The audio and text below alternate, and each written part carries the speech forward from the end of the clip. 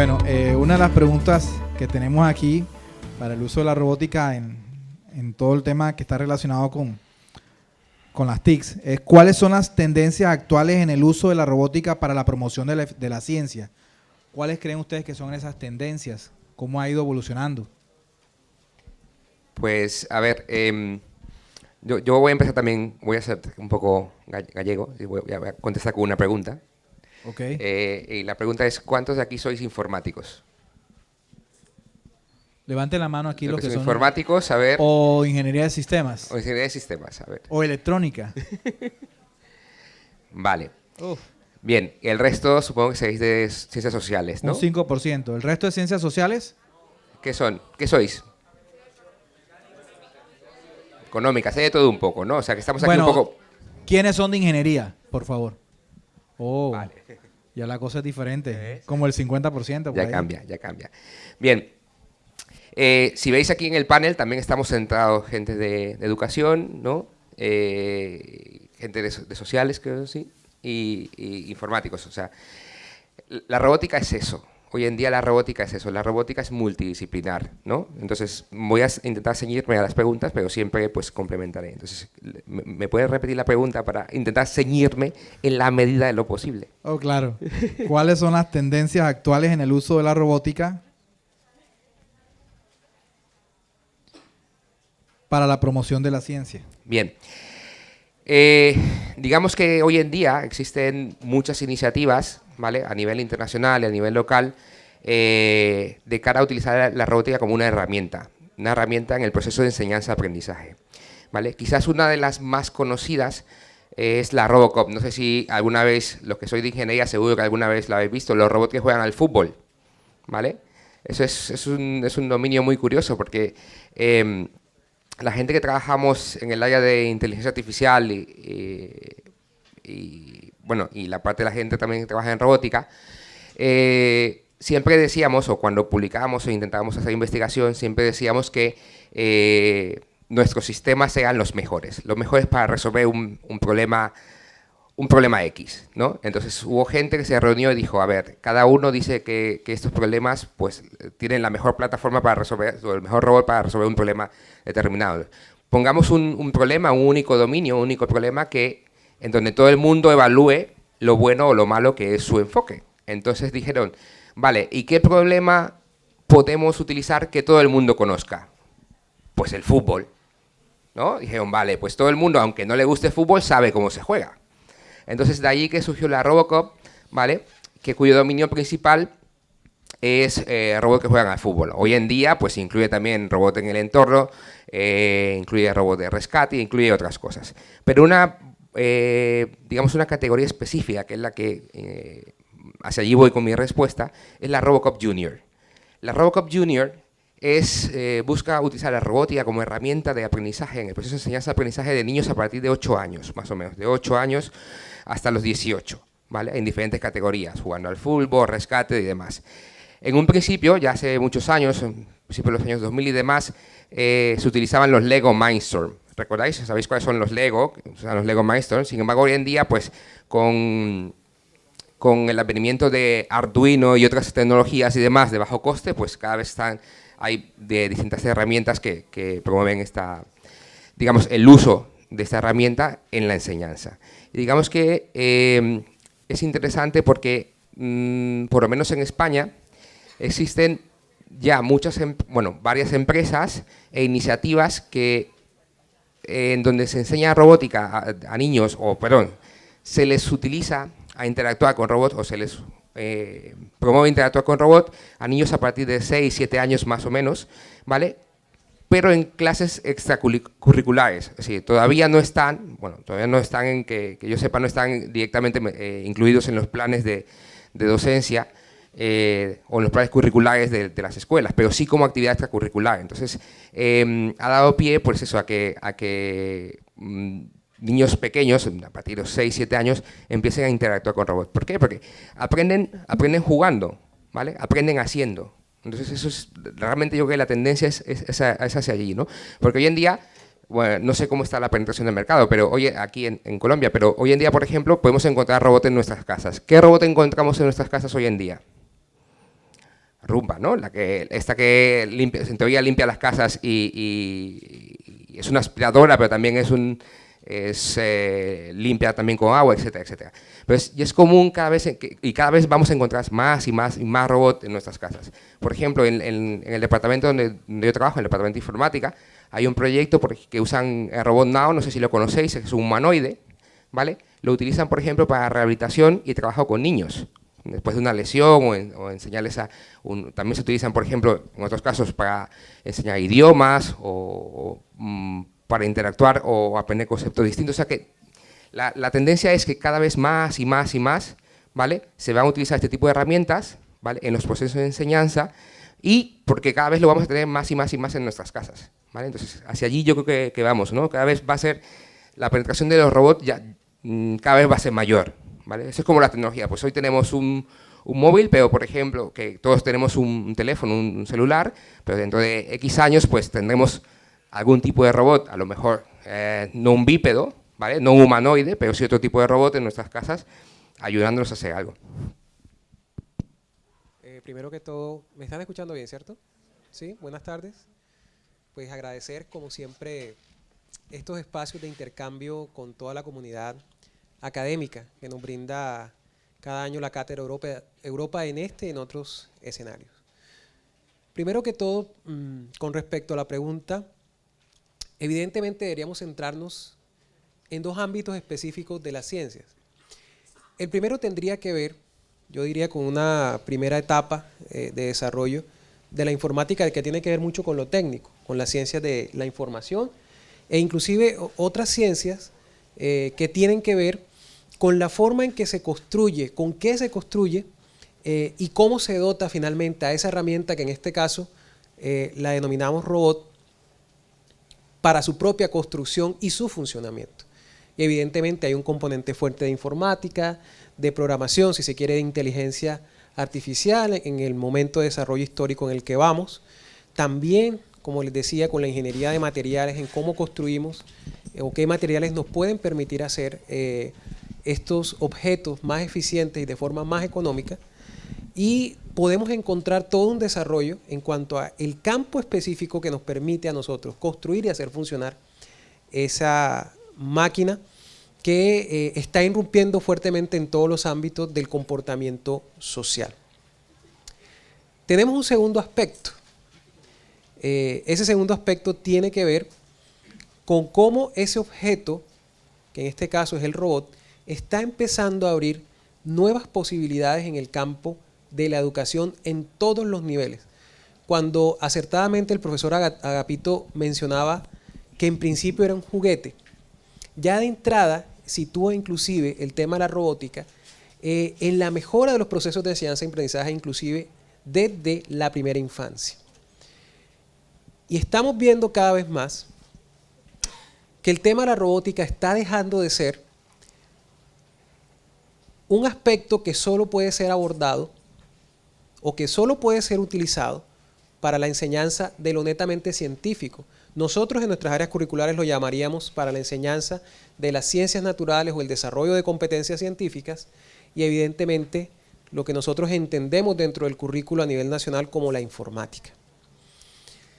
¿De qué forma está trascendiendo esos ámbitos? Precisamente estas herramientas están dotadas de la potencialidad de articular, como bien lo decía el profesor, distintas disciplinas, agregando distintas miradas en cuanto a el uso desde el punto de vista pedagógico. Hoy en día, ¿hacia dónde se está moviendo esa tendencia que empezó siendo muy tecnológica? A poder integrar a través de los robots la enseñanza, evidentemente de lo tecnológico, de las ciencias, de la informática, pero también se está utilizando para el desarrollo de otras habilidades del pensamiento en otras áreas.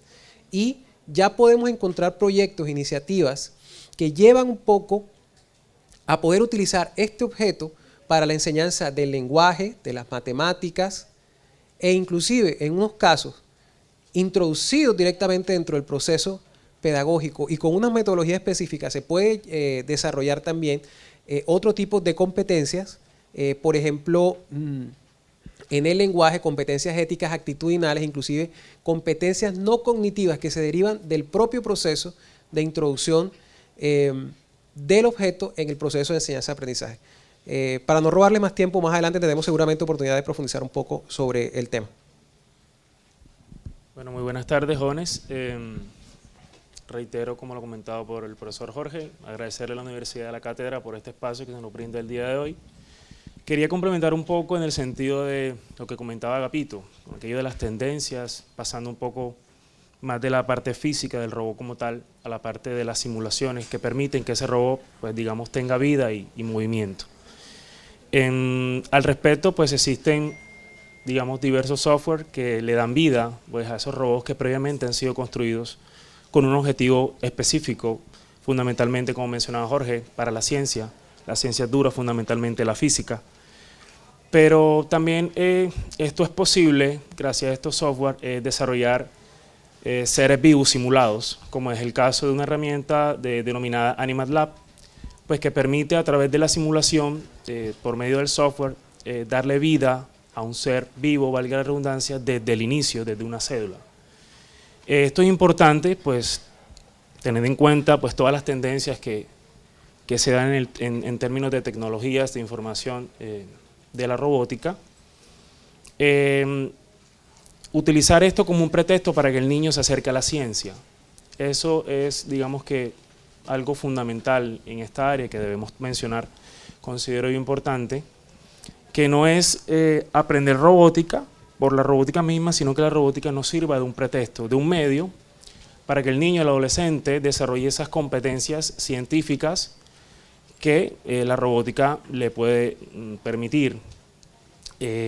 Existen otras herramientas, Agapito menciona Arduino, hay una muy sencilla que se llama RoboMind, etcétera, hay diversas, en donde, digamos, se le puede dar a través de la simulación vida a estos, digamos, elementos ya físicos que constituyen el robot. Entonces, digamos que eso, como a grosso modo, desde mi punto de vista, podrían ser los aportes y los avances, las tendencias que se han dado a partir del momento en que nace la robótica como tal, luego pasa a ser robótica educativa, y digamos, la manera de aplicar la robótica educativa en los contextos educativos, no solo la construcción del robot, sino la simulación para que el robot, pues, digamos, tenga vida. Y no solo vida, es un decir, movimiento. No solo en el plano físico, sino también en el plano del mismo software, de la misma pantalla, porque no necesariamente miramos estas simulaciones desde el robot como tal, sino, digámoslo, observándolo en la pantalla como el robot, y no solamente un robot, digamos, bípedo, digamos, una máquina que pueda, porque no solamente de pronto podemos tener, para hacer un pequeño paréntesis, la confusión de que el robot solamente es ese bípedo o esa que camina, etcétera. También puede ser una máquina que puede prestar algún servicio y que detrás de ello hay todo, digamos, un aparataje de programación y de simulación. Entonces, digamos que desde la experiencia, pues, que hemos tenido, digamos, el año pasado en un proyecto que realizamos, fundamentalmente utilizamos esas simulaciones como para que el estudiante viera que no solamente la robótica era el robot como tal, el bípedo como tal, sino que también se podría trabajar desde esta orilla de las simulaciones por computación. Yo solo quiero hacer un apunte, y eso es cierto, o sea, yo que me dedico al área de inteligencia artificial, no me interesa construir robots, o sea, me interesa usar lo que ya existen, ¿no? Pero es algo muy curioso. Yo tuve la oportunidad de participar en la Robocop del 2004 y en la del 2006, para que vean las diferencias de simulación, y hay varias categorías, ¿no? En la Robocop. Están los robots pequeños que juegan al fútbol, los robots medianos y los humanoides. Y luego en la parte de rescate pues hay otras tantas categorías. Pero luego en la parte de fútbol también están los robots que juegan al fútbol, los simulados, ¿no? La categoría de 2D y la categoría de 3D. Es cierto, o sea, los mayores avances en cuanto a comportamiento y demás se obtienen por simulación porque te abstraes de todo lo físico del robot. Ahora bien, para un niño, ¿vale? El trabajar con un simulador tiene cierto interés, pero para ellos realmente el poder manipular, ¿vale? Las piezas del Lego, poder montar el propio robot, o sea, de poder jugar con él al final, es lo que más le llama la atención. Entonces, a mí me llamaba mucho la atención, la primera vez que estuve fue en el 2004, que estuve en la Robocop Junior. Imaginaos que es un congreso que junta, no sé, cerca de 3.000 personas más o menos, de todas las edades, y de ver a los niños allí, por ejemplo, en la categoría de fútbol, que era 1 contra 1, o sea, un robot contra otro, en una portería, en una pequeña mesa, con un balón con sensores y demás, y verlos que no le funcionaba, y coger y conectar a un niño entre 8 y 10 años, cogerlo, conectar y reprogramar. Eso sí, un programa visual muy fácil de programar, pero con un ánimo, con unas ganas, que aquello es impresionante. Si mis alumnos se motivaban así a la hora de programar, vamos, sería genial, pero es que tan pequeños y estaban tan motivados a la hora de poder manipular, de poder tratar con esto. En aquel tiempo casi todo era Mindstorm. Veías tú y dices, pues de aquí a 10 años, pues estos niños estarán desarrollando ya pues robots muchísimo más complejos, o no, a lo mejor están dedicados a otras cosas, pero durante su proceso de enseñanza, durante su desarrollo, durante su estudio, pues han utilizado una herramienta que realmente les ha aportado como tal. Me voy a salir un poquito del esquema de las preguntas y le voy a hacer otra de las que tenía yo acá. Y son preguntas que a veces uno como padre también se hace. Por un lado, ¿hasta qué punto le puedes ceder tú a un robot que interactúe con el niño sin la dirección de un maestro, si estoy hablando por lo menos en el lado de educación? Y lo otro es, yo soy ingeniero de sistemas, hago la aclaración, o sea que de pronto va a sonar raro lo que yo voy a preguntar, pero ¿hasta qué punto el estar en contacto todo el día con el tema de programación de robots no está sesgando a ese niño a que más adelante quiera ser ingeniero de sistemas y algunas otras de las ciencias del saber? Bueno, yo eso no te lo puedo contestar, porque también soy ingeniero de informática, o sea que... Dale. Sí, total. Bueno, evidentemente yo de cierta forma estoy representando un poco al sistema educativo aquí. Lo entiendo así. Y quiero dar la respuesta en 2 ámbitos. El primero es que si nos vamos a la experiencia como tal educativa que se puede generar con estas herramientas, la enseñanza no, o el proceso de enseñanza no solamente tendría la potencialidad de impactar al estudiante, sino también al docente o, si se quiere, al padre de familia. No sé si estoy rompiendo un poco el protocolo. ¿Puedo tener 2 hojas en blanco? Andrea, Luz, ¿están por ahí? 2 hojas en blanco. ¿Hay maestros aquí? ¿Hay un maestro aquí? Me le das una aquí al profe y quiero ver si hay estudiantes aquí. Que no sea de ingeniería, por favor. Una cantidad interesante. Alguien que no sea de ingeniería, por favor. ¿Dónde? ¿Tú? Ok. Las hojas, pero necesitamos súper rápido. Y sigo hablando. Cuando yo abordo un proceso de enseñanza, ya sea un proceso de enseñanza formal como el que estamos viendo, evidentemente en los sistemas educativos, o inclusive un proceso de enseñanza un poco más desde el sentido común, como es el que llevamos nosotros algunas veces como padres, yo tengo que sortear 2 problemas. Una, y la otra era para el profesor. Les voy a pedir un favor a ambos. Tienen 30 segundos para que me hagan el favor de dibujar un robot. 30 segundos. Me los cuentas, Andy, y les quitas la hoja.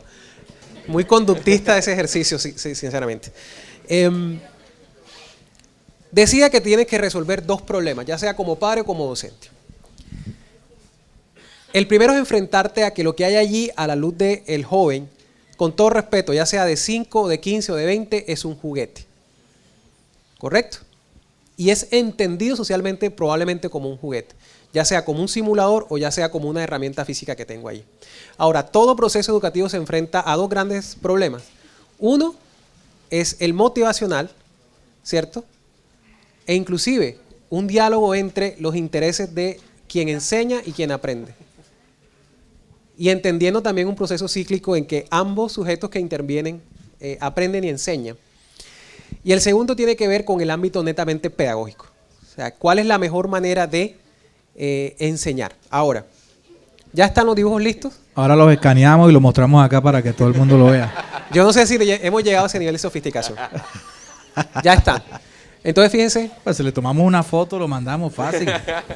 Con el WhatsApp. Ok, ¿me tienes aquí un momento acá? ¿Alcanzan a ver?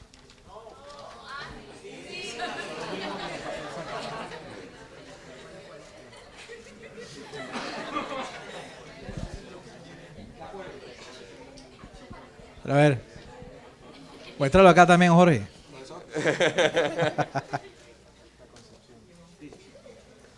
¿Cuál es cuál?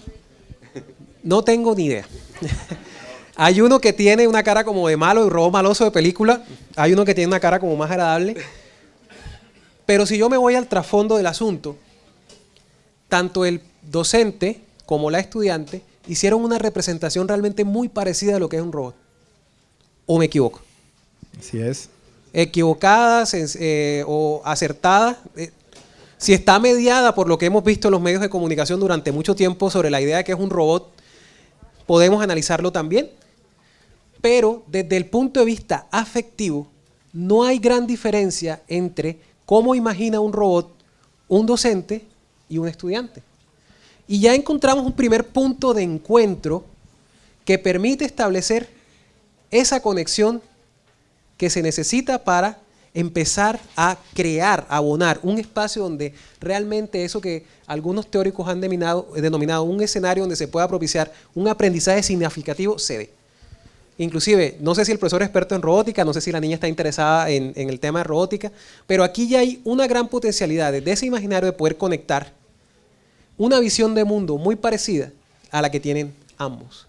Ahora, desde el punto de vista pedagógico, decía yo, y un poco ya con la pregunta del profesor, precisamente si yo parto desde una perspectiva amplia, donde no solamente es el objeto por el objeto, sino que en cada etapa del proceso, ya sea de construcción o de simulación, yo puedo generar, ¿cierto?, un desarrollo de las habilidades o competencias, como lo quieran conceptualizar, del estudiante y del docente.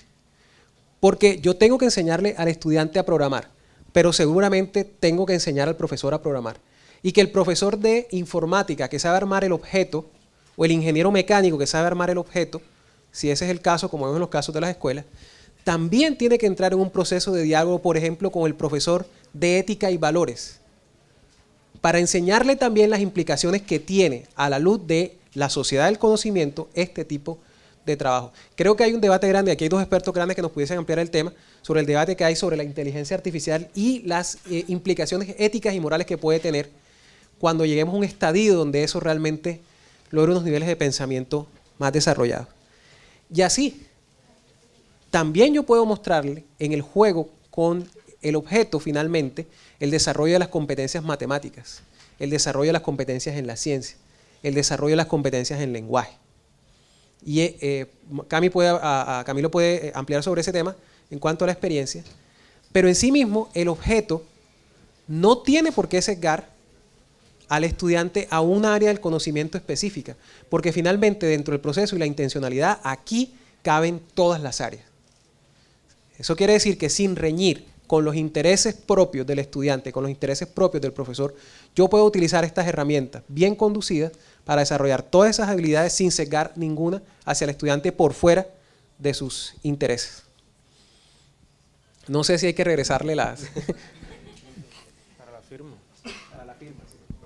Bueno, siguiente pregunta. Bueno, ya estamos más tranquilos. No, solamente déjame añadir una cosilla. ¿Sabéis por qué todo el mundo, cuando dice robot, dibujamos un humanoide? Es que, a ver, siempre la ciencia ficción ha ido por delante del desarrollo tecnológico, ¿no? Desde que Isaac Asimov, ¿no?, con su Yo Robot y todo lo demás, pues siempre pensó, pues tenemos esa imagen, ese concepto de robot es el que utilizamos siempre, ¿no? Y el concepto de robot como tal, que data de los años 20 del siglo pasado, realmente tiene un significado, viene la palabra robota, y realmente tiene un significado como especie de esclavo, ¿no? Alguien que hace las cosas por ti. Entonces, todo el mundo de la ciencia ficción, todo el mundo del cine, ¿no? ¿Quién no se acuerda de Terminator? Bueno, que aquí a lo mejor hay unos que no vieron la primera parte de Terminator. Hay otros que tenemos una edad que sí la vimos. que sí la versión original. La versión original de Terminator, sí. Y ese concepto que la ciencia ficción siempre nos ha mandado, ¿no? Pero sin embargo ya encontramos unos robots humanoides como por ejemplo el Nao o por ejemplo no sé si el Curio de Sony también, que son robots y demás, que al final pues esto son humanoides, pero como dije, realmente el robot hoy en día, por ejemplo en España o en Europa y en Estados Unidos, está el uso de los Roomba, ¿no? De las aspiradoras estas robóticas, que básicamente pues cada día están más, más escasas cada día. Entonces el concepto de este robot es muy curioso porque siempre lo relacionamos con eso, ¿no? Es igual, si yo a veces llego a una charla y digo, bien, yo me dedico a hacer inteligencia artificial y todo el mundo piensa en robots. No, son otras cosas, además de robot, claro, pero son otras cosas, ¿no? Y en cuanto, solo un poquillo, en cuanto al tema que decía de cuando la IA, cuando la inteligencia artificial llega a ser real, o sea, lo que nosotros llamamos inteligencia artificial fuerte, o sea, pensar como los seres humanos, quedan unos años, desde mi punto de vista quedan unos años, pero yo creo que al final llegaremos a algo similar, ¿no? Nosotros hicimos un chico hizo una tesis doctoral en nuestro grupo de investigación enfocada a la conciencia artificial. O sea, un robot consciente. ¿Cuándo es un robot consciente? ¿No? ¿Cuándo un ser humano es consciente? Y esto es una cosa muy curiosa, porque los seres humanos en teoría no somos conscientes hasta los 2 años, ¿no? ¿Y cuál es la prueba para saber si es consciente? Una de las pruebas básicas es verte frente a un espejo. Entonces, a mí me decían, dice, no, un robot, un ser humano no es consciente de sí mismo hasta los 2 años. Entonces, yo con mis niños, todos los meses hasta que cumplieron 2 años, los ponía enfrente del espejo. A ver si es verdad que hasta los 2 años, ¿no? Pero más o menos, ¿vale? Entonces, la idea es que los robots hoy en día, o sea, en un futuro, no voy a decir no muy lejano porque sonará película, o muy lejano, o sonará película, pero vamos a encontrar que tendremos que interactuar con este tipo de dispositivos, ¿vale? Ya sea tanto software como hardware, porque podemos tener robots también que solo sean virtuales, ¿no? Que solo estén disponibles en la red, o que solo sean, a nosotros lo llamamos agentes software, ¿vale? Que solo estén disponibles en la red y que puedan interactuar con nosotros. ¿Quién no conoce los avatars, no? Un avatar en un mundo virtual que puede interactuar con nosotros, ¿vale? Entonces, hacia eso yo creo que vamos. Ya, me corto. No, tranquilo, te iba a decir que hay una serie todavía más vieja que Terminator, los supersónicos. También. Ya, y ahí aquí a la mayoría no les suena seguro los supersónicos. Sí, sí, ya. Y ahí tiene a una. ¿Ah? Cumple completamente con todos los estándares, ¿no? Porque además piensa, responde. Ya. Bueno, y un bocadillo para no estar negros, con eso que menciona Agapito, la ciencia ficción y digamos Hollywood no se cansa de plantearnos eso. Hace un año aproximadamente salió una película Ex Machina, no sé si la han visto. Entonces eso creo que los imaginarios que tenemos todos, por eso recuerdo tanto una experiencia que tuvimos en Santa Marta con Jorge, en una institución educativa nos sucedió lo mismo. Eran, digamos, el 70-80% de los docentes dibujaban robots de ese tipo. Hubo un par o 3 que dibujaron una máquina que servía tragos, o sea, cosas diferentes. Hay brazos robóticos, digamos, los que atornillan en las industrias automotrices, etcétera. O sea, el robot no es solamente el imaginario humanoide que comenta Agapito, es más que eso. No, Camilo, me preocupa eso que estaban pintando un robot que servía trago. Mire lo curioso que se puede encontrar. Pero a ver, existe, ¿eh? No, vaya existe, que sí. Vaya que sí. que no es mentira, existe. Seguro que más de uno lo va a querer comprar. Aquí tocando un poco lo que comentaba el profesor sobre conceptos éticos y demás. Yo estuve ya hace unos años en un congreso y había una sesión especial de ética de robot, ¿no? Entonces, básicamente la conclusión fue... Bueno, ética de robot, ¿por qué se empieza a hablar de ética de los robots? Porque empieza a haber robots que son capaces de, entre comillas, matar a una persona, ¿no? Los famosos drones, ¿vale? Que a veces son semiautónomos, autónomos, en teoría se calcula que para el 2025 sean totalmente autónomos. Entonces, si un robot es capaz de matar a una persona, ¿dónde está la ética, no? Entonces, o sea, ¿cómo pueden tener ética? Y la conclusión fue que la ética hasta ahora o dentro de los pocos años será de las personas que construyen los robots. Más no del robot, el robot no puede tener ética porque no es consciente de sí mismo, ¿no? Y ese es un caso muy curioso que también comento, es que en Australia desarrollaron un robot para esquilmar ovejas, ¿no? Para quitarle la lana a las ovejas y demás. El problema era que el robot no tenía una tasa de mortalidad que no era 0, o sea, de vez en cuando alguna ovejita caía.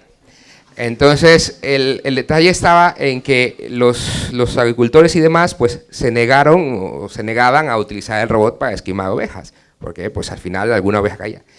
Pero lo curioso era que la tasa de mortalidad del robot era menor que la de las personas. O sea, que las personas mataban más ovejas que la que mataba el robot, Haciendo el mismo proceso. haciendo el mismo proceso. O sea, ahí está, dice, bueno, la pobre oveja dice, a mano de quién muero, si de un robot o de un ser humano, pero bueno. Entonces, el concepto de ética, todo esto va ahí avanzando, por supuesto, y hay mucha gente debatiendo sobre el tema, ¿no? Sobre todo por eso, porque lo comentaba, ¿no? Hay robots o autónomos o semiautónomos que están armados, ¿vale? Entonces eso es una cosa también que, pues, que ha estado ya rondando el debate en los últimos años.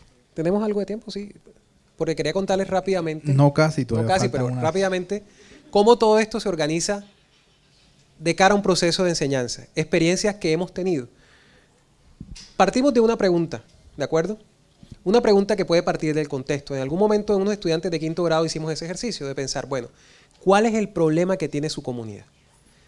Se llegó a un consenso en el salón de que muchos de los padres de estos niños tenían serias dificultades económicas porque no eran tan eficientes en cultivar un campo de yuca, que era el que alimentaba de cierta forma comercialmente a la localidad. Y esos niños de 5º grado se pusieron a la tarea de pensar, ¿correcto?, cómo podían construir de forma muy, digamos, Eficiente. sencilla, muy elemental, un robot que ayudara a sembrar o a recoger ese campito de yuca que tenían ahí, en el patio del corregimiento, de la vereda. Y se atrevieron a imaginarlo, dibujarlo, que dentro de la construcción de estos elementos es la etapa de diseño. E inclusive, de forma muy, muy sencilla, muy básica, muy pequeña, construirlo. Y está toda la evidencia de que eso se puede hacer. Y también discutir en el marco del proceso de la construcción del robot todos los aspectos físicos, matemáticos que implicaban su programación, su construcción, los materiales con que estaban compuestos desde el punto de vista de las ciencias naturales e inclusive las implicaciones a nivel social que implicaba reemplazar la mano de obra que recogía la yuca frente a pasarlo a que fuera una máquina. Todo eso girando en el eje, finalmente, como pretexto, en el marco del proceso de enseñanza de la construcción de la herramienta. Entonces, fíjense cómo podemos resolver problemas desde las ciencias naturales, la agronomía, pasando por la matemática, por la física, inclusive la química, hasta lo social, solamente si nos atrevemos a imaginar como docentes o como estudiantes esto como una herramienta que supera el juego y ya entra en el ámbito de la enseñanza. Bueno, vamos a la siguiente pregunta. Ahora sí. ¿Qué recomendaciones pueden efectuar para la promoción de la ciencia a través de la robótica? Yo creo, como mencioné al principio, que existen muchas iniciativas hoy en día, ¿vale? Que están dedicadas a esto, ¿no? Y a nivel internacional. Ejemplo, la Robocop Junior o la Lego League. Lego tiene una liga propia, ¿vale? De los Lego Mindstorm, tiene una liga propia de competición en Lego. Todo ese tipo de iniciativas, al final, pues tienen fondos y buscan eso, promover la utilización de la robótica para todo esto. Entonces, como recomendación básica, la idea sería engancharse a esas iniciativas, porque tú puedes crear comités nacionales, ¿vale? Y esos comités nacionales pues pueden a la larga integrar, o como está pasando en otros países, integrar a colegios de todo el país y montar competiciones locales de cara, porque la Lego League, perdón, no sé cómo exactamente, pero la Robocop se hace todos los años, ¿vale? En distintos países, y generalmente si es un país que tiene muchos representantes se hace una eliminatoria, igual que el fútbol, vamos. Se hace una eliminatoria en el país localmente y los ganadores entonces van a la competición anual de la Robocop. Pues la idea sería, desde mi punto de vista, la idea sería intentar montar un comité, no sé si existe, no sé si existe en Colombia la Robocop Junior, la iniciativa Robocop Junior como tal, no lo sé. Yo sí que estoy, bueno, desde un par de años llevo ya un poco activo, pero en la parte de simulación en España sí que estoy metido. Pero y la Lego League también es otra iniciativa que también busca esto que estamos hablando, ¿no? Promover el uso de la robótica en los procesos de enseñanza. Entonces, la recomendación sería intentar montar esa infraestructura, que además cuentas con el apoyo de esas organismos o esas instituciones internacionales, ¿vale?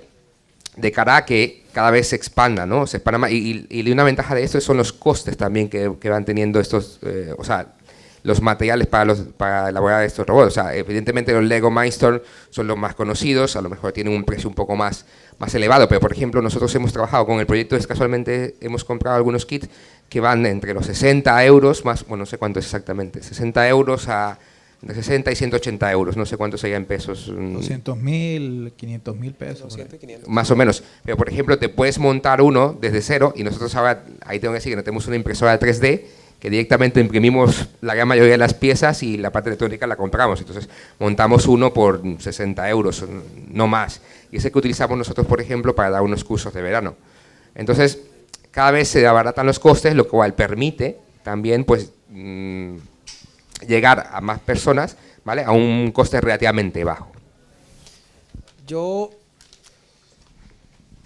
pienso primero que es un problema complejo de abordar, no solamente, finalmente es un problema netamente de aula. Hay un primer problema que hay que resolver y es la disponibilidad de las herramientas. Llámese kit de robótica, que por cierto yo compré uno en 50.000 pesos chinos, plástico, hace un par de días. Un buen juguete para mi hija. Y es que finalmente para tener acceso a todas estas bondades que están reconocidas de distintas iniciativas, necesitamos tener con qué trabajar. Llámese los kits de robótica o llámese los simuladores, porque si bien hay una gran cantidad de iniciativas en cuanto a tener herramientas de acceso libre a todo el tema de simulación, todavía los más sofisticados sí tienen pues un costo que difícilmente las instituciones educativas podrían asumir, inclusive las de educación superior. Y ahí se necesita que el gobierno nacional, a través del Ministerio de Educación Nacional, si se quiere, o las propias iniciativas privadas puedan apoyar la existencia de unas condiciones mínimas de disponibilidad a la herramienta. El segundo es el problema de la cualificación del profesorado en cuanto al tema. Y evidentemente si hay un componente tecnológico, esas herramientas deben aprender a manejarse por parte de los docentes, inclusive se necesitarían por lo menos unas nociones básicas de programación que no todos los docentes los van a tener y necesitarían finalmente algún tipo de capacitación. Debe centrarse esa formación en esos aspectos técnicos y tecnológicos, pero también en el componente pedagógico. Porque aquí ocurre algo muy parecido con lo que ha pasado con los computadores y las tabletas, ¿cierto? Llevamos los computadores a las instituciones educativas, tratamos de que se conecten a internet, pero finalmente el docente no sabe cómo integrar esa herramienta a su propia práctica, o por lo menos no sabe cómo hacer que ese ejercicio correcto de construcción o simulación del robot cobre significado a la luz del proceso de enseñanza-aprendizaje para su estudiante. Y eso me lleva a una tercera recomendación. Ese cambio correcto en la práctica pedagógica difícilmente se puede dar si no hay un cambio también en la actitud, en la parte humana del docente. Las herramientas están probadas que pueden servir para múltiples disciplinas. Sobre eso hay una gran tradición en cuanto a la investigación en educación, en cómo este tipo de iniciativas pueden impactar en los resultados de aprendizaje de estudiantes y docentes. Pero muchas veces el problema es de actitud, que nuestros docentes no parecen estar interesados en esos procesos de cualificación, o siquiera en pensar esa práctica. Todavía siguen viendo la herramienta como algo que es muy lejano a ellos y que no les va a servir finalmente para nada. No porque tengan certeza, sino porque tienen físicamente miedo. Y superar ese miedo, inclusive, puede llegar a trascender el ámbito de la formación propiamente dicha. Bueno, iniciativas, pues, de surgirse, pues bien, pero complementando un poco, si va a suceder lo que ha sucedido con otros programas del ministerio, como Computadores para Educar y otro tipo de programas e iniciativas del gobierno del Estado central, pues sería, digamos, penoso invertir una cantidad cuantiosa de recursos financieros y físicos para este tipo de iniciativas si van a quedar archivados o van a quedar en un diván. En el distrito de Barranquilla, una escuela, nos sucedió algo, fuimos a hacer una intervención, pero en este caso era TIC solamente, y había un cierto inconveniente, tenían, digamos, una cantidad considerable de equipos para utilizar, pero estaban guardados engavetados y no tenía, digamos, la escuela, la infraestructura en términos de energía necesaria para soportar de pronto la utilización de tantos computadores al mismo tiempo, y eso era un inconveniente que claramente se evidenciaba en esa institución y que seguramente es un ejemplo de tantos que podrían suceder. Entonces, más allá de las iniciativas, querría yo referirme a, digamos, despertar inicialmente el interés y mostrar las posibilidades que la robótica educativa puede brindarle al docente para transformar su práctica y al estudiante para aprender de modo distinto al tradicional tiza y tablero. Creo que el detalle y el éxito de este tipo de, digamos, de iniciativas de darse está ahí, porque poco sirve que de pronto el docente tenga la herramienta, quizás la maneje, pero en palabras de Jorge, sienta que esa es una competencia para su práctica y no mirarla como una excusa, como un medio y no como un fin. Las tecnologías hoy en día para los procesos de enseñanza y aprendizaje en las escuelas son fundamentales. Ustedes están aprendiendo o aprendieron de modo distinto a través de las tecnologías, como quizás nosotros, que somos un poco mayores que ustedes, no tanto, aprendimos en la escuela. Yo no me veo supersónico, a mí me lo contaron. Por lo tanto, hoy en día es muy complicado llegarle a un adolescente, a un niño, solo con tablero y marcador. Entonces pienso que despertar ese interés, ese sentir, ese ser docente por acompañarse de la tecnología, en este caso la robótica, creo que es lo inicial. Porque creo que para muchos podría sorprender las cosas que se pueden hacer a través de la robótica educativa. Incluso nosotros también nos sorprendíamos de algunos proyectos que se daban en otros países al realizar un proyecto el año pasado, que se podría, además de enseñar, digamos, conceptos de la física como tal, también era posible para desarrollar competencias en el área de la biología fundamentalmente. Entonces reitero, creo que el interés, despertar el interés en el maestro, en apropiar la herramienta, en utilizarla como un medio y no como un fin en la práctica pedagógica, creo que es fundamental antes de emprender cualquier tipo de iniciativa, que seguramente se daría si ese componente, ese interés, digamos, está dado en el docente. Bueno, un comentario y con esto enlazo la última pregunta y luego vamos al público para ver si ellos tienen también algunas preguntas que nos quieran hacer acá al panel. Lo que quiero comentar es que nosotros el año pasado en Ingeniería de Sistemas, acá en la Universidad del Norte, empezamos el primer campeonato interno de robótica, ¿ok? El RoboCup, como lo llamas tú. Acá tenemos un grupo de investigación en el área de robots con Legos, y bueno, se hizo una experiencia con estudiantes, cada uno empezó a desarrollar sus primeros programas en la construcción de este tipo de plataformas, y hubo una experiencia muy interesante en la temática, y bueno, al final inclusive hubo que tener hasta un referí que calmara ánimos. Ya. Suele pasar. Suele pasar. Entonces, con este comentario, enlazo a la siguiente pregunta, y es, desde el área de ustedes, ¿qué experiencia nos pueden compartir a nosotros que hayan trabajado con yo estas antes plataformas? de contestar, por supuesto, antes de contestar esa pregunta, solamente complementando lo que habían dicho, los seres humanos somos por definición resistentes al cambio. Cualquier cosa que implique cambio siempre ofrece resistencia. Y entonces, incluso pues, en el mundo de la consultoría siempre está lo de la gestionar el cambio, ¿no? Entonces, solo por poner un ejemplo, uno de los primeros robots que se utilizó en un entorno real, bueno, no de los primeros, pero de los iniciales, era un robot que repartía, no sé si era medicamentos o correspondencia en un hospital, creo que era un hospital en Estados Unidos. Y la primera semana encontraron al robot que se había ido por el hueco de la escalera. Se había ido por el hueco de la escalera. Pero el robot no se había ido por el hueco de la escalera. Lo habían ido por el hueco de la escalera. ¿Vale? Porque claro, la gente lo veía como una amenaza a su puesto de trabajo, ¿no?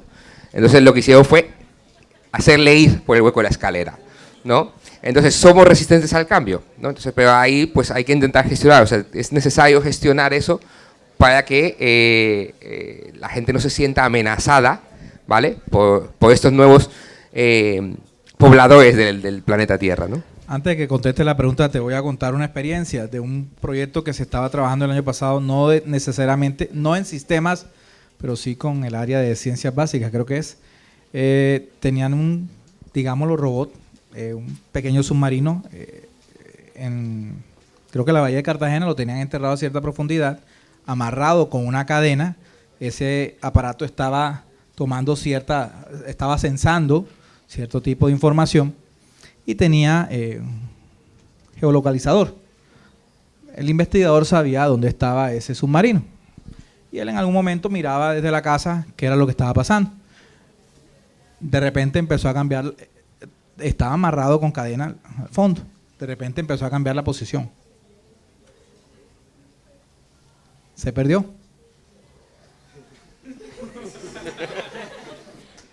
Y costaba un jurgo de dinero. Al final apareció. Y apareció fue porque lo llamaron, creo que fue de la Armada, a decirle que habían encontrado el submarino en la casa de una persona, de un pescador. Creo que sí fue la historia. Estaba amarrado con cadenas. Tipo lo vio, lo arrancó, se lo llevó a la casa y lo puso en la sala de lujo. Cuando el botoncito, el foco empezó a prender, él como que pensó que era una bomba. Y entonces en ese momento fue cuando lo encontraron.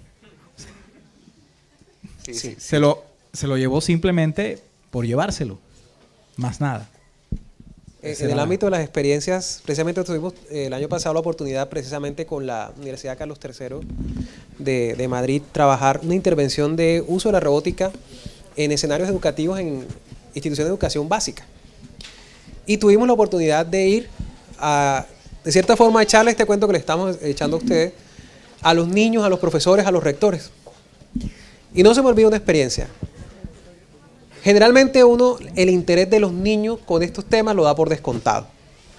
Tener acceso, por ejemplo, a un kit de Lego o otro tipo de herramientas, ya nos interesa mucho, a todos nos interesa mucho a los jóvenes, poder tener esas herramientas, esos juguetes, y ahí hacemos el checklist.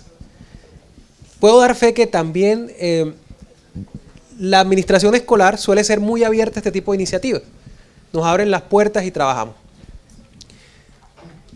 Cuando yo hice este mismo ejercicio que hicieron estas dos personas con una docente, no se me olvide, no solamente pintó así el robot, también humanoide, pero creo que tenía como las manos como con cuchillos, nada más le faltaba un arma láser y ponerle como una calavera de pirata.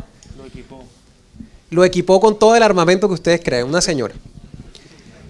Representando de cierta forma la adversión que hacia el cambio tienen muchos agentes educativos. Y el reto con esa profesora, porque entre otras cosas son esos profesores que son líderes del profesorado, fue que dibujara por lo menos el robot así, más amigable. Y lo logramos. Y lo más difícil fue hacerle entender, y más que entender, sentir a ese docente, que esa era una herramienta que podía servir a su proceso de enseñanza-aprendizaje. Por eso el primer tip que nos da la experiencia con respecto a esto es que nos toca trabajar el ser humano y cambiarle esa visión del mundo que tiene y pasar del Terminator al brazo que le sirve el traguito en la fiesta. Bueno, en esa misma línea yo querría como mencionar a partir de esa misma experiencia, digamos, como los grandes resultados que encontramos en la intervención. Un aspecto fundamental es el tiempo, tanto del docente para apropiar, para asimilar, entender y decidir utilizarlo, como el tiempo en el cual el docente necesita con el niño, con el adolescente, para que utilice todo ese stock que tiene el docente, que sea propio de conocimiento y de utilidad de la herramienta para desarrollar las competencias a las cuales haya lugar, las cuales él haya decidido. Entonces digamos que esos son dos aspectos fundamentales que encontramos. Bueno, ese inicialmente, el tiempo. Y el adicional, y creo que el más importante es, digamos, la disposición. Al principio encontramos algo de resistencia con los docentes, más no con las directivas de la institución. Por el contrario, las directivas desde el principio pues nos abrieron las puertas. Pero el docente siempre fue muy reticente, muy resistido ante la posibilidad, ante el cambio. Yo enseño biología de esta manera y así creo que voy a morir enseñándola. No necesito de ese recurso para desarrollar la competencia del estudiante. Y quizás esa es una postura egoísta. Yo enseño así y así es como el estudiante debe aprender. Pero de pronto el docente no razona que quizás y seguramente el estudiante es mucho más sensible ante las tecnologías cuando a la hora de ofrecerle un conocimiento y el desarrollo de una competencia. Entonces yo creo que esos son dos aspectos fundamentales que nosotros, digamos, pudimos rescatar. Un detalle rápido, muy técnico para los que están acá. Ese proceso de intervención derivó en dos grandes resultados y creo que resuelve en gran medida la pregunta que se tiene en el imaginario. ¿Mejoró las enseñanzas hacia los estudiantes? Sí lo mejoró. Donde se pudo integrar, los estudiantes obtuvieron mejores desempeños en el momento que aquellos que no habían sido parte del proceso de enseñar lo mismo, pero a través del uso de la robótica. Y un resultado que no esperábamos, también las habilidades para enseñar de ese profesor mejoraron. O sea que esto es una herramienta que permite mejorar o tener mejores estudiantes y mejores docentes. Yo, solo para contestar la pregunta, y aquí, yo como igual que Dara soy informático, nosotros solemos hacer todos los años unos cursos de verano, digamos 5 o 6 años, este año no, lastimosamente no va a ser, solemos hacer unos cursos de verano que organiza el Ministerio de Educación para jóvenes talentos, o sea, jóvenes con los promedios más altos y demás de los colegios y demás, y de cara, por ejemplo, a incentivarles el aprendizaje de la ciencia. Y lo que solemos hacer es montar un curso de una semana, ¿vale?, en donde intervienen profesores del departamento de mecánica, del departamento de electrónica y profesores del departamento de informática, porque al final, como ya lo vimos, la robótica es multidisciplinar, ¿no? Nosotros al final, que nos dedicamos a la inteligencia artificial, le contamos pues lo que pasará dentro de un futuro inmediato o no inmediato, depende de cómo se quiera ver, y el resto pues toca la parte de mecánica, la parte electrónica y demás. Y la verdad es que es uno de los cursos que suele estar muy bien valorado, porque la gente pues queda contenta porque ellos realmente construyen un robot, no utilizamos ningún kit comercial, sino que nosotros, el grupo ha impreso las piezas, ha programado, ha hecho la electrónica y demás, y lo montamos sobre eso. Y la verdad es que ese tipo de cursos a nosotros nos gusta editarlo mucho porque como docentes nos sentimos muy bien a la hora de enseñar porque vemos la receptividad de los alumnos que participan en esta iniciativa. Para concluir, lo que podemos decir es que, en una sola frase, de que el uso de la robótica ayuda, es una herramienta de apoyo para el aprendizaje, tanto visto desde el punto de vista del docente, ¿verdad?, como desde el punto de vista del estudiante, digamos en general así. ¿Preguntas en el público? Un par de preguntas antes de que estamos cortos de tiempo. Yo hace un tiempo, el año pasado, salió una película con Antonio Banderas que se llama Autómata.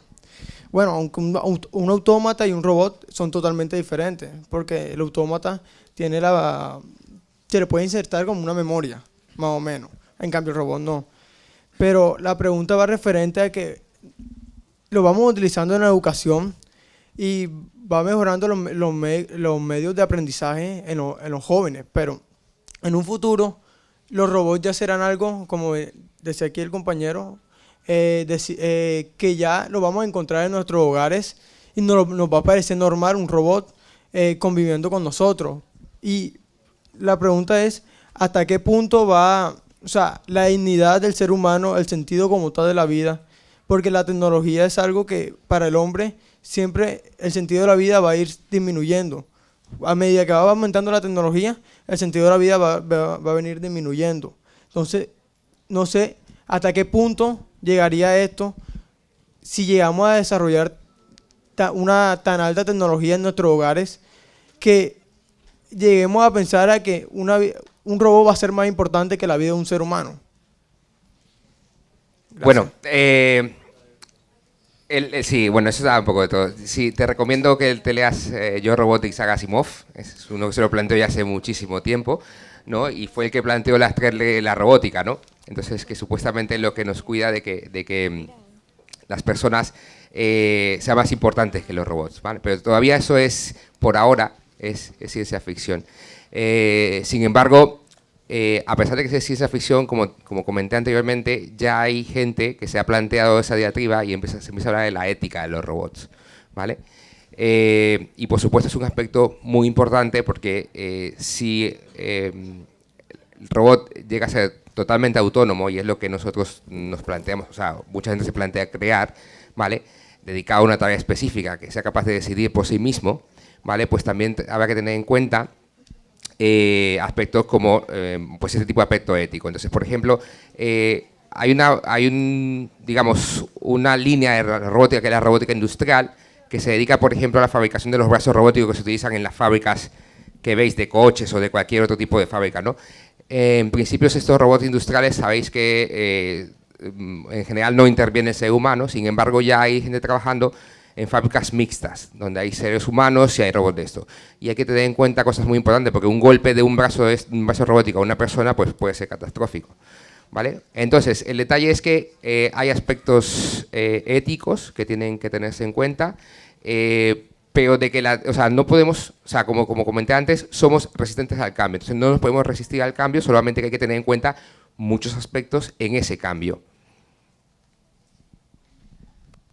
Yo entiendo totalmente tu pregunta y voy a tratar de responderla desde el proceso educativo. ¿Cuál considero yo que es el punto fuerte de defensa para que eso no pase? Es precisamente la educación. ¿Por qué? Porque la educación no puede ser impartida descontextualizada ni desconectada de la sociedad en la cual se desenvuelve ese individuo que se está formando. Entonces, ¿cuál es el problema? Si esa educación da respuesta a nuestro entorno social e inclusive de forma prospectiva a lo que se viene, como es el caso de que más temprano que tarde tendremos esta tecnología dentro de nuestros hogares, y la escuela está preparada para eso, ese dilema ético se resolvería dentro del proceso de educación. Pero tristemente, y eso también hay que decirlo, no necesariamente el sistema educativo que tenemos actualmente se encuentra conectado con esa sociedad. Precisamente, aquí hay docentes, ¿sí? Muchos, nada más uno, ahora todos se esconden. Pero, ¿cuántos docentes han leído, por ejemplo, ese texto de Isaac Asimov que el profesor plantea? 1 o 2, ¿correcto? ¿Cuántos del total que están allá afuera formando a la gran totalidad de nuestros muchachos están allá? Es una pregunta un poco sesgada porque ustedes están aquí porque les interesa muy seguramente. Pero finalmente ustedes pueden ser la excepción de la regla general. Ahora, ¿qué necesitamos entonces? Escuelas que respondan a los nuevos entornos sociales y tecnológicos que tenemos en nuestra actualidad. Una última pregunta para terminar porque ya estamos... Estoy por acá. ¿Ibas a agregar algo? Estamos... No, tranquilo. O sea. No, solo un pequeño apunte, pues cuando entramos en el terreno ético, entramos en un terreno espinoso y creo que estoy entendiendo un poco tu pregunta mirando qué estudias. Vas a ser administrador, el negocio, la ganancia. Yo soy economista de formación básica. Y creo que muy en el interior estás pensando eso porque crees que podría pasar. Y como planteaba Jorge,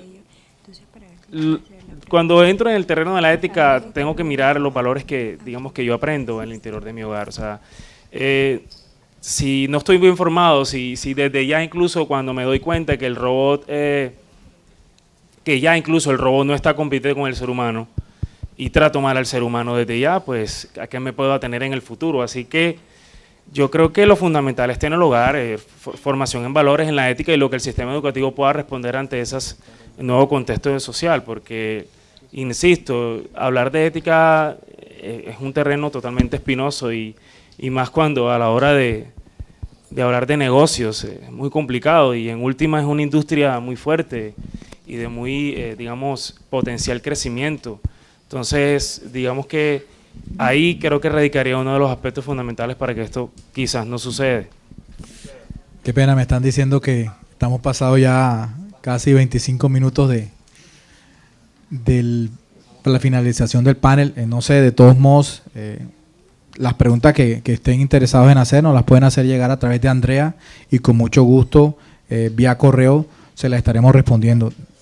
Gracias por todos estar aquí el día de hoy o por el hashtag del Reto Digital 2016.